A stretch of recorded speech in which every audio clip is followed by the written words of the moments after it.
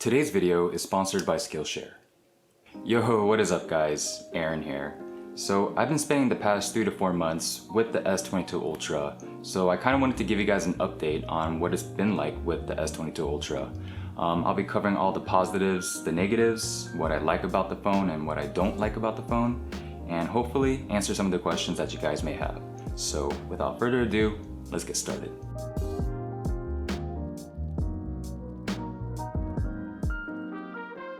Alright, first we'll start with the positives and what I like about the phone.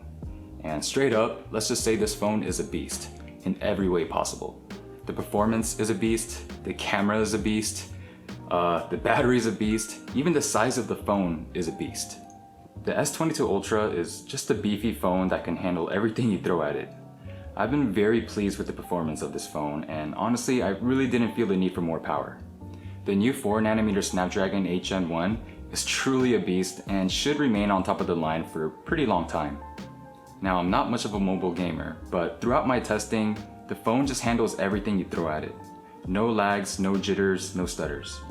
Overall, it's been a really smooth experience with the S22 Ultra, but what makes that experience better is the display.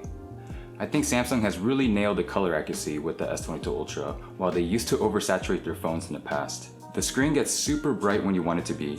A little too bright to be honest. You can probably use the screen as a flashlight if you wanted to. The display can also dynamically switch between refresh rates depending on what type of content is being shown. So across the board you're getting 120 Hz when touching the display, which drops to 24 Hz when it's idling. This is truly a gorgeous display that is super responsive, and I just don't see how it can get any better than this.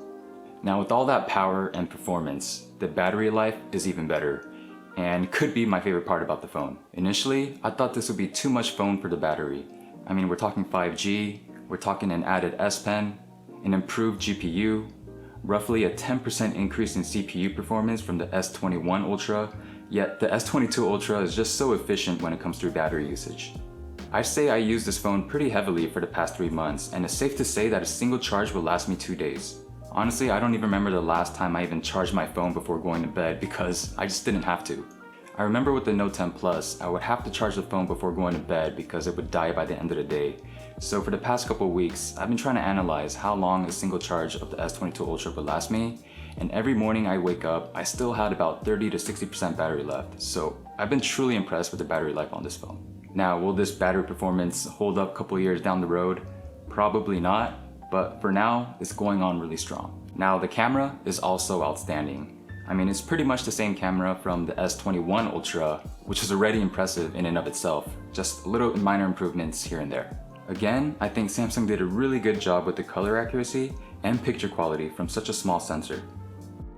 I also want to note that I do have an S21 Ultra on hand, so I will be doing a camera comparison of the two devices and hopefully get that out soon for you guys, so stay tuned. Another feature that I've been really appreciating lately is the S Pen. Now, I've had the S Pen on the Note 10 Plus already, but these days I've been using it more and more. It's a feature that you think you don't need, but you always end up using. I currently have a full-time job that requires a lot of paperwork, and the S Pen has made my work so much easier to just sign PDF files, circle information, highlight information. It's been a very handy tool to utilize on a daily basis. And the last thing I like about the phone is the looks. Not the shape and size of the phone, we'll get to that later, but just the looks. At first I wasn't really digging the rear of the phone and much preferred the Note 10 Plus or even the S21 Ultra. But now it kind of grew on me, and I'm really liking the clean minimal look. Samsung has always nailed it when it comes to design, and as you can see here, there's no question about it. Now before we get into the negatives and what I don't like about the phone, I want to thank Skillshare for sponsoring today's video. Skillshare is an online learning community with thousands of classes to help you learn and develop new skills. Whether you're into technology, photography, or even just self-development, Skillshare is filled with inspiring videos to boost your creativity. Some of my favorite classes include YouTube Success taught by Marcus Brownlee, who has been a huge influence in the tech world, and also Ali Abdal's Productivity Masterclass, which has helped me tremendously on how to stay organized and be productive on a daily basis. The best part about Skillshare is that they're constantly launching new premium classes each week, and all their videos are ad-free. So Skillshare is actually hooking up the first 1,000 people to a free month of Skillshare by clicking the link in the description below. Absolutely an amazing value, a full month to improve your knowledge and discover new skills completely for free. So don't wait to expand your knowledge and take your next step in your creative journey. Alright, so let's go over the negatives and what I don't like about the phone. And first, we'll start with the weight and size. Still, after 3 months, I still couldn't get used to the weight and size of this phone. Without a case, however, the size is just perfect and I wouldn't want it any bigger. But this is a $1,200 phone and I highly suggest protecting it. So back when I had the Note 10 Plus, which I still do have, but with the case on it, I'd easily be able to walk around with it in my pocket, didn't feel any discomfort, it was chill, easy. But with the S22 Ultra, with the case on it, putting it in my pocket just made my pants feel super heavy and I can just feel the weight pulling my pants down. So what I noticed these days is that now I'm carrying the phone around more by hand instead of having it in my pocket. Another issue I've been having with the S22 Ultra is the 5G and Wi-Fi connection issues. Now this could be an issue with my carrier, which is Verizon, or it could be due to the S22 Ultra.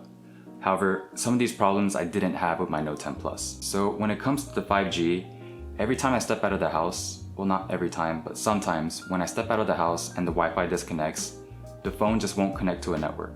With my iPhone, which is a company phone also from Verizon, didn't have an issue like this. Every time stepping out of the house, it would find a network instantly, 4G or 5G. But with the S22 Ultra, I would have to restart the phone for it to connect to a network again. Again, this doesn't happen every time, just sometimes, but I just found it a bit annoying. Another issue I've been having with the S22 Ultra is the Wi-Fi connection. Again, this could be due to the carrier, but even with my Note 10 Plus, I didn't have this issue. So when I'm at home browsing through the phone while I'm connected to Wi-Fi, the Wi-Fi would just randomly disconnect for a couple seconds, and then it would connect again to the Wi-Fi. And this would happen maybe 1 or 2 times a day. But I did do a network reset recently, and I think it helped. But there was just another update that just came out, and that could have helped as well. But for the past couple days, it hasn't been happening, so fingers crossed that it doesn't come back. And the last issue that I have is the price. Not the price itself, but what you're getting for the price. Honestly, if you can do without the S Pen, which I'm sure a majority of you can, I think the S21 Ultra is the better bargain. They're very close in performance, battery life, camera performance, minus the 45-watt fast charging, which I should have included in my likes, but other than that, they're very similar phones. In my opinion, the price is just a little too steep for the S22 Ultra. I would rather save a couple $100 and go with the S21 Ultra, which is technically the same phone as this, minus the S Pen. Alright guys, that was my 3-month review of the S22 Ultra. I hope this video helped, and if you guys have any questions, let me know in the comments below, and don't forget to subscribe and hit that like button as well. I'll always appreciate your guys' support. Anyways, thank you for watching, and I'll see you on the next one. Peace!